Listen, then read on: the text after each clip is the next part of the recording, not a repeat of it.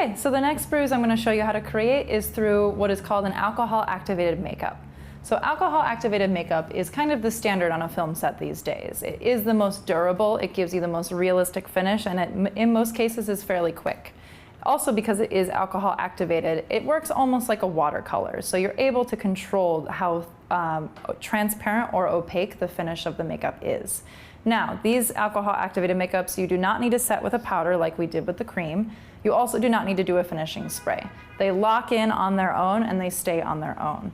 Now, that being said, they are waterproof, they're water resistant, and they do take a little bit of legwork to remove. However, you can remove them with 99% alcohol, which is not always the best to do because it is pretty harsh to the skin itself, but having something on hand like the Telesis Super Solve, this is very gentle to the skin and this will remove it in one full swoop, so you don't have to worry about it.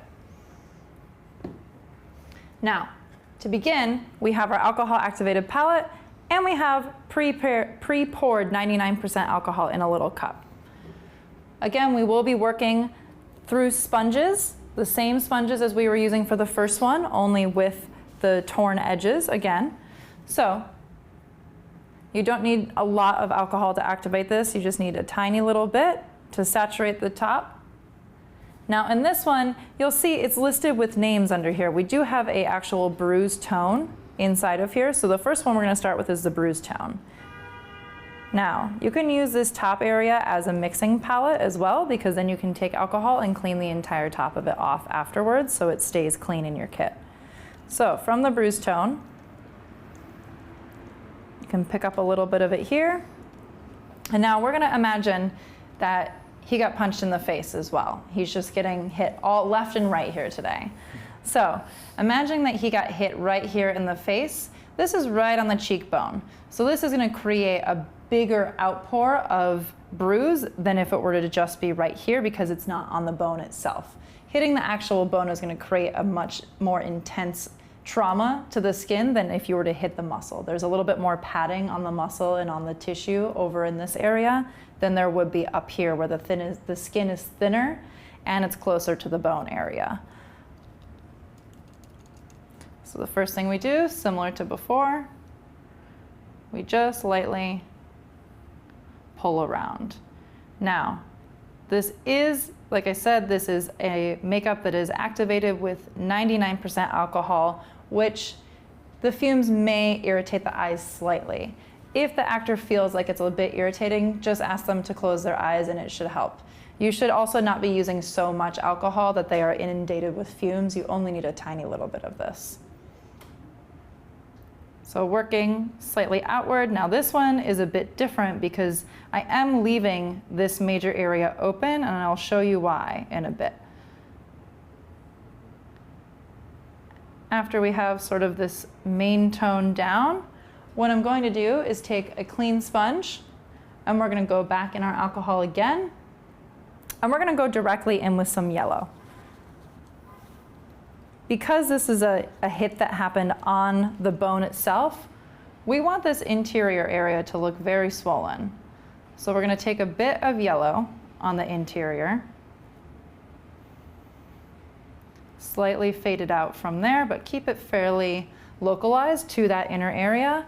Then, in our other palette that has a bit more skin tone color to it, I'm going to mix that yellow with a little bit more of his actual close to his skin tone, and we're going to layer it on top of there to look a little bit more natural and not too 100% yellow. Dipping back into the alcohol whenever you need to reactivate. Because it is 99% alcohol, it does dry fairly quickly, so sometimes you do need to use a bit more alcohol than you would think, as it evaporates very fast.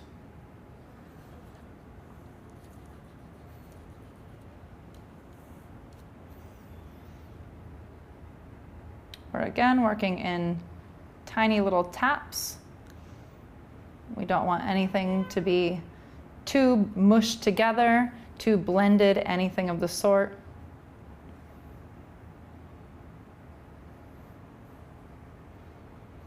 Keep that fairly localized right on top of where the actual bone area is. Now, a good tip with these specifically, if you find that you have put too much pigment down and you're unhappy with how much is there and you want to take a little bit of it away, all you need is a dry sponge. Dip that sponge in pure alcohol, don't put anything else on it, and then just tap it right on top of the area. That will actually absorb and pull some of the product off without losing the blend that you've already created and without removing anything.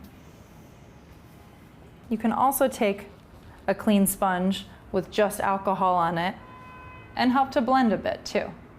So you can pull and help to blend a little bit of away. You can also just use it to blend slightly a couple of the tones that you have, should you want a little bit more of a blend to them. But remember, we do want it to be fairly inconsistent and we don't want it to look mushed together. Now from the tone we've already created, I'm going to be adding a little bit of blue to it to make a little bit more purple. And layer in a bit more purple here. Create a bit more depth. This one will appear to be a little bit more of a fresh bruise than what this one down here was. Because remember too, bruises heal at different rates. So even if he was hit at the same time with both of them, one could be healing quicker than the other. It just depends. They don't always have to look the same, and they shouldn't also look the same. Otherwise it won't look accurate. So with this area here, this is about good for here before we add in any green. Now with the eye area, a hit to somewhere on the face like this that is close to the eye area, even if the hit didn't happen at the eye itself, it will pull a little bit of a tone. It will naturally, because the skin under the eye is so delicate, this will have an effect slightly to the skin over here. So what we're going to do for this is we're going to take our sponge and rip it in half so we have a smaller one to work on. That way we can control where the product is going a bit easier.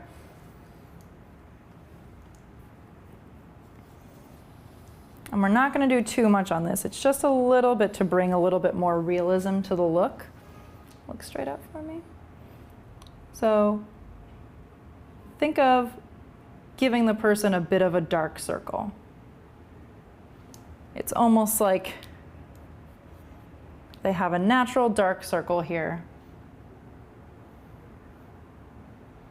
There's going to be a little bit of darkness in this inner area of the eye, also a bit on the outside edge, maybe a bit on top of the eyelid as well. Think of trauma. You see people who have had a trauma done to their face, and it doesn't just look localized to the one area, it kind of spreads out a little bit. Remember, we don't want a lot, but we do want to add a tiny bit in there for added realism. We can go back in now with a bit of green. And I like to mix the green with the yellow. That way it just starts the mixing process and slightly go out on the edge.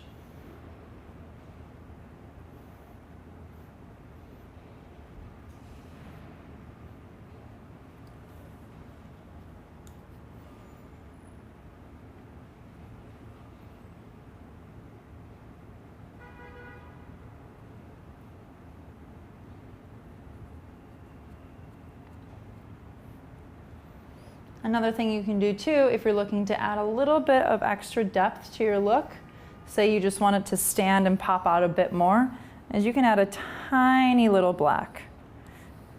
This should be done very delicately and really only in specific areas. But say you want this area to be a bit darker, adding black will give you a little bit more dimension to the look without changing too much. Now again, be very thin with the black if you're going to add it, because you don't want too much in there. It's just enough to give a little bit of a contrast in there.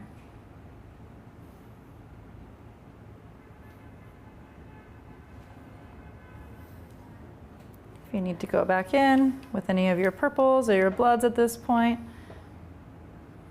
work on perfecting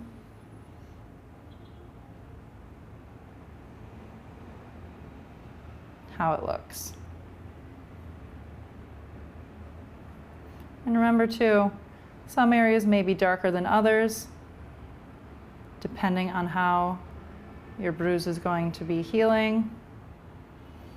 If you look up a black eye image online, you will find plenty of beautiful reference photos to give you a very realistic reference to build off of until you feel confident in your products and how the bruising works.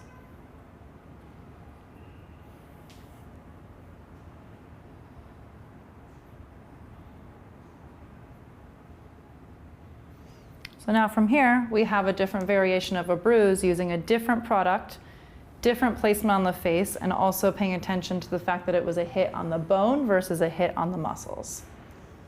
Okay, so now, as I have them turned to the side, you can see a bit more what I was talking about. You can see how the trauma mainly was right here, but it expands out. It's not stopping at the hairline because the skin doesn't stop at the hairline, so it wouldn't make sense for the bruise to just stop right there. So the bruising actually goes into the hairline there. It blends a bit down into the beard hair as well.